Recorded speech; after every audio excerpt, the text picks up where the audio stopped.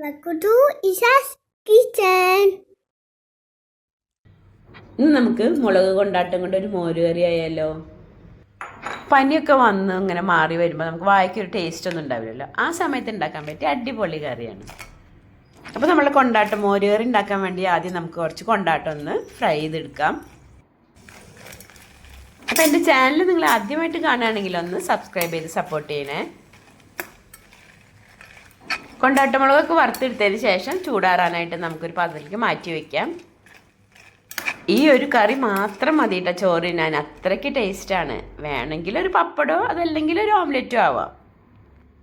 ഇനി ചൂടാറിനതിന് ശേഷം കൈ കൊണ്ട് പൊടിച്ചെടുക്കുക, അതല്ലെങ്കിൽ മിക്സിയുടെ ജാറിലിട്ട് ഒന്ന് ക്രഷ് ചെയ്തെടുക്കുകയോ ചെയ്യാം.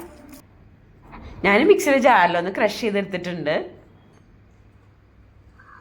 ഇനി ഞാനിവിടെ ഒരു മീഡിയം സൈസ് സവോള ചെറുതാക്കി അരിഞ്ഞെടുത്തിട്ടുണ്ട്. അതിൻ്റെ കൂടെ തന്നെ ഒരു ചെറിയ പച്ചമുളകും കുറച്ച് കറിവേപ്പിലും പൊടിയാക്കി അരിഞ്ഞെടുത്തിട്ടുണ്ട്. ഇനി നമുക്കതിലേക്ക് നമ്മൾ ക്രഷ് ചെയ്ത് വെച്ചിട്ടുള്ള കൊണ്ടാട്ടമുളക് ചേർത്ത് കൊടുക്കാം. കൊണ്ടാട്ടമുളകിൽ ഉപ്പുള്ളതുകൊണ്ട് തന്നെ നമ്മളിതിൽ ഉപ്പ് തീരെ ചേർക്കുന്നില്ല കേട്ടോ. ഇനി നമുക്കിതിലേക്ക് അത്യാവശ്യം പുളിയുള്ള തൈര് ഒഴിച്ചു കൊടുക്കാം.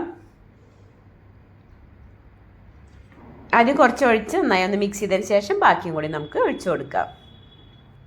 തീരെ പുളിയില്ലാത്ത തൈരാണെന്നുണ്ടെങ്കിൽ ആ മുളകിലുള്ള ഉപ്പ് മുന്തി നിൽക്കും. അപ്പോൾ നമുക്ക് കറിക്ക് ഭയങ്കര ഉപ്പായിരിക്കും. ഒന്ന് മിക്സ് ചെയ്തതിന് ശേഷം ഞാൻ ബാക്കി തൈരും കൂടി ഒഴിച്ചു കൊടുക്കുകയാണ്.